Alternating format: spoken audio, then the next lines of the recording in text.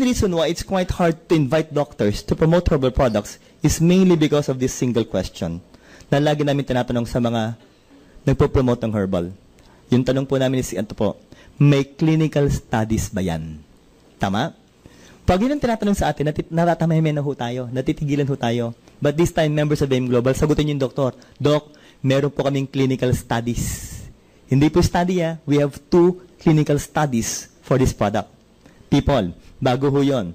Like Covera NutriBlend, stevia. Guys, what product of AIM Global contains stevia?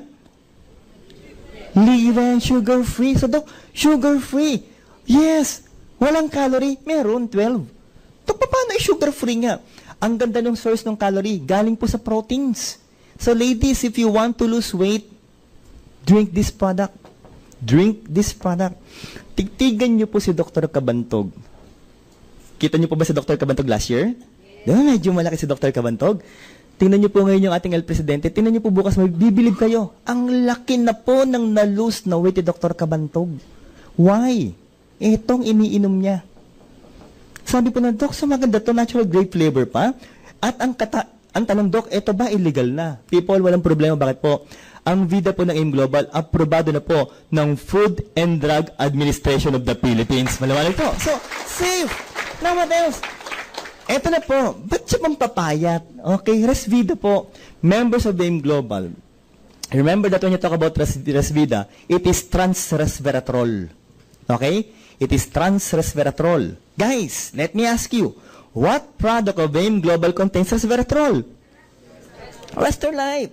At sinabi ko kanina guys, kung gusto mong pumayat, gumamit ka ng resveratrol. Bakit? Pampareduce po talaga ang resveratrol.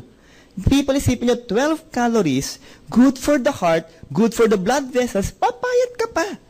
Ang katayap ngayon, DSM naman. Dok, ano yung DSM? Kanina Nature's Way, number 1 sa Amerika, tama po. Pag pinag-uusapan naman yung Perfect White, number 1 sa Japan naman yan, yung Kojin. Pangatlo po, pag pinag-uusapan naman po yung Resvida, o should I say yung DSM, yan naman po yung number 1 sa Europe. Saang parts ng Europe meron po silang office? People, Netherlands. Pangalawa, France, ang bibigat. At pangatlo po, Germany. So isipin niyo po, lalo bang nagagandahan ng mga katayap ng AIM Global? Yeah. Paula pa kayo, syempre po natin, people. Eto na. Focus na po tayo. Published clinical human studies have shown that if you will take 30 milligrams, 90 milligrams, or even 270 milligrams of Resvida, initially, within 1 hour, it will cause immediate dilatation of your artery by around 62 to 91%. 62 to 91%. Ito kaning artery. Simpleng papio lang po. Simpleng anatomy ho tayo. As your heart pumps blood that carries nutrients and oxygen, the one that will receive the blood will be the artery. Tama po? And from the artery, it will be distributed to the different tissues of the body. So matanong ko kayo, para makarating po yung sustansya sa katawan natin, kailangan bang maganda po yung artery natin?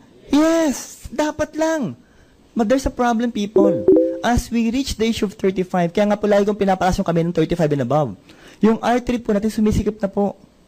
2 factors muna babagaling ko. Number 1 is what? Cholesterol. Mag-accumulate po yan sa wall ng artery.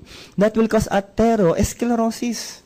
That is hardening and thickening of the blood vessel wall. Sumisikip. At pangalawa is because of what? Aging. Yung po yung hindi mo na kayang iwasan, yung aging process. Sumisikip po, isipin nyo, kung yan ang daloyan po ng dugo, ang tanong ko simple lang po, yung pressure po ba dito, yung blood pressure, tataas po ba? Yes. So ano mangyari po, Dok? Magsasuffer ka ng hypertension? Yes. Heart attack? Most probably. Stroke? Yes. So ang tanong ko, nakakatakot po ba yun? But people, if we will take our product, within 1 hour po, ang laki ng ibubukas niya. 62 to 91%. So the simple question is, gaganda ho ba ang flow ng dugo natin? Magiging healthy ho ba tayo? Maganda ba ang vida ng AIM Global? Palapakan natin ng malakas, guys. Now, that is according to Dr. Peter Howe. Pangalawang tanong, Doc, ito, within 1 hour eh. Baka 1 day lang. What if araw-araw ka nang iinumin?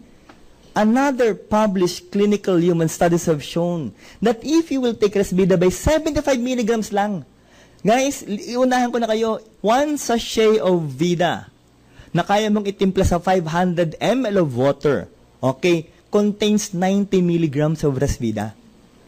75 to, sa atin 90. Lagpas na ba tayo sa requirements? Yes, daily for 6 to 8 weeks, it will cause sustained. Ang word sustained, Artery dilation by around 23%. So isipin niyo po, kung araw-araw, lalong bumakas na maganda yung flow ng dugo ng artery mo. Ang tanong ko, lalo ba tayo magiging healthy? Maganda ba ang vida ng ngayong global? Palapakan natin si Dr. Iris Kans, okay? Now, guys, hindi masira ang components, bidlet technology. Ibig sabihin po, pag ininom mo yung produkto natin sa stomach, pagpasok niyan, doon palang lalabas yung components po at 100% mapapakinabangan ng katawan natin. Now, Doc, paano ba sinusukat? May tinatawag tayong flow-mediated dilation. It's a biomarker and gauge of human cardiovascular health. People, eto na po yung device. Meron po tayo sa InGlobal niyan. Sabay-sabay na po. Anong pangalan po ng device natin? CardioPulse. Again, tomorrow it will be explained by Dr. Kabantog. Sa ngayon, pahapyaw lang muna ng babagatin po ni boss. Eto po, when you talk about morbidity, sakit po ito, pang-pito ang heart diseases. Pero pag pinag-uusapan ng mortality, death ang pinag-uusapan, pang-una at pangalawa. Grabe, no? These are, again, the sad realities of life. People, 3 in every 10 Filipinos will suffer from heart diseases. Will suffer from heart diseases. Thinking that we are 500 inside this room, 500 tayo. Ibig sabihin po, approximately 150 sa inyo, kakasakit sa puso. Benedok, sakit lang naman, okay lang. Po. Ito matindi. Pag nagkasakit sa puso, tingnan niyo yung ratio. Tingnan niyo yung ratio. 70% of those people that will suffer from heart diseases will what? Will die.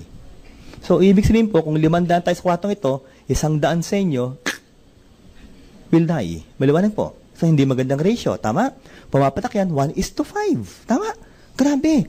Ang dami nun, Doc. Now, ito na po. What's the main culprit for this one? Atherosclerosis. Anong nangyari po? Plaque build-up. Ito na po. At pag pumutok pa ho yan, lalo kang delikado. Now, sabi nga po, Doc, anong mangyayari? Ito, mangyayari sa'yo. CPR ka. Cardiopulmonary resuscitation. At kailangan mo ng defibrillator para po yung puso mo, okay, mapump na maganda ulit. Yung electrical impulses po, magbalik sa normal. Buti ko meron kang ambulatory na defibrillator. Sa Pilipinas po, usually po, nasa ospital yan.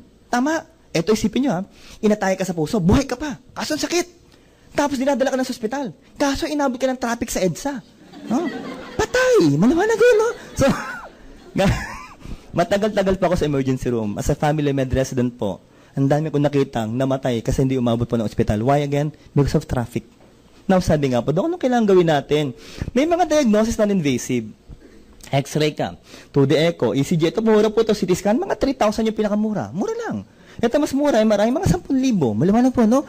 Pero non-invasive. Now, let's go invasive, people. May tutusok sa iyo, angiogram. Mura lang to. Ito lang, oh. 100,000 lang. No? Murang-mura, no? Doc, ang problema, pag in-angiogram ka, guys, dapat handa ka na sa susunod. Ano yung susunod? Angioplasty. Mas mura to. 500,000. Maliwanag po, no? May papasok pong catheter sa singit mo, sa artery. Diretso po ng coronary artery yan. May stent po dito with deflated balloon. Pag naipasok na po, yung balloon po i-inflate na. So, yung stent lalaki po. Pag na-inflate na po yan, i-deflate ulit yung balloon, tatanggalin na po yung balloon, so yung stent lang ang matitira. Para yung artery mo, nakabukas po. Tama?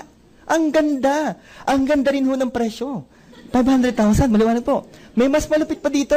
Pag sira na po yung artery, ano nang gagawin? Heart bypass na po. 1 million papataas na ho yun. Guys, maganda ho ba yun? Hindi. Operado ka pa. Tama? So, Doc, what do we need to do? What should I do? First, know your potential risk of heart attack or stroke. Simple lang yan. Number 1, are you obese? Are you overweight? Number 2, 35 and above. Number 3, do you smoke? Do you eat fatty foods? Number 5, does it run in the family? Next, mataas ba ang cholesterol mo? Hypertensive ka pa? Ito yung pangalawa. Know the amount of plaque buildup or blockage in your arteries. Third, know the condition of your blood circulation. And fourth, ito, hindi ka makakalusot. Know the level of your physical and mental stress. Let me ask you, lahat ba tayo may stress? Imposibleng wala. Tama po.